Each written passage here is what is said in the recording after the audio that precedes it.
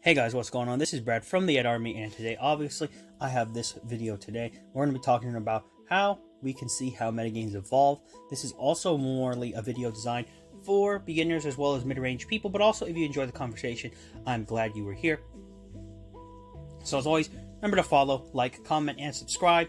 Remember to follow us if you're on Rumble. Remember to subscribe if you're on YouTube. Remember to go to Instagram too, because I like to plug it. But also, you can see some surprises there. And if it gets more attention, I will gladly post more stuff up there to give you guys nuggets of what's coming out.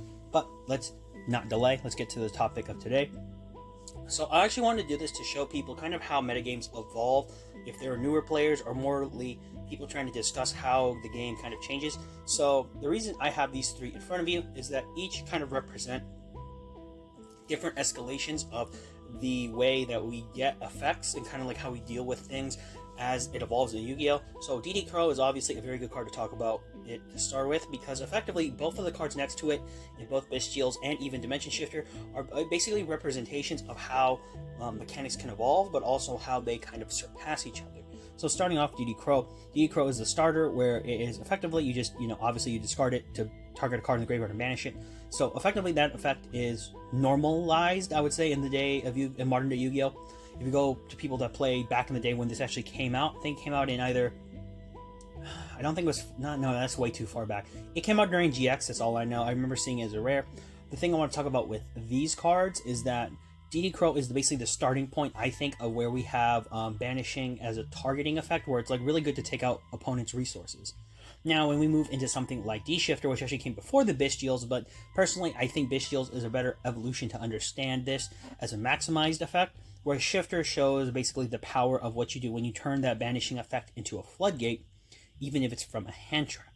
And we get this benefit where you send it, you basically turn both graveyards into a macrocosmos until the end of your opponent's turn, effectively making it, but you also have to have no cards in your grave, so Shifter goes to the grave as itself, and then pretty much you get the banishing.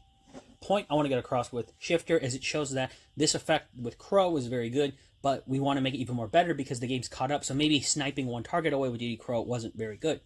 Then we get to the Bystials, which would take center stage pretty much against Tier Element. If you want to be honest, they're basically just anti-tier cards designed for light and darks, so basically anti-chaos, even though they're very good in chaos decks.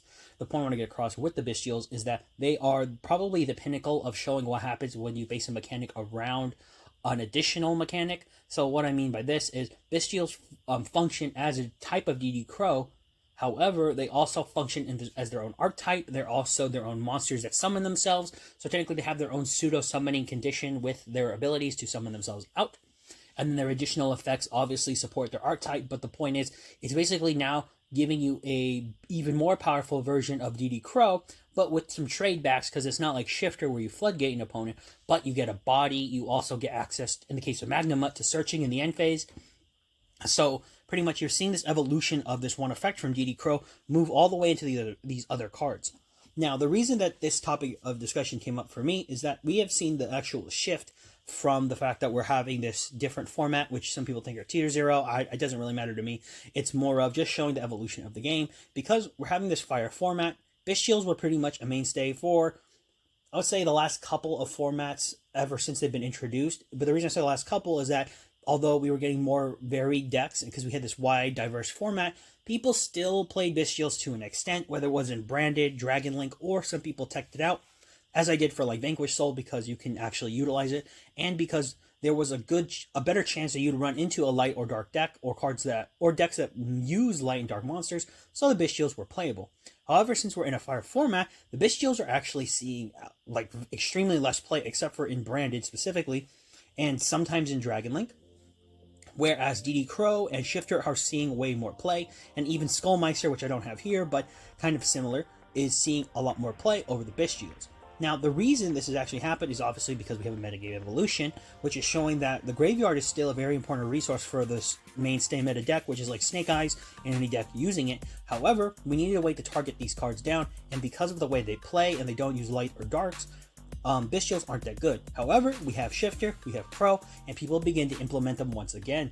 As we had seen in most people's main decks at the moment, they're playing about 12 to 15 cards in terms of playing non-engine cards, which are just either hand traps or some type of pseudo-engine to just kind of get them more prepared at dealing with boards.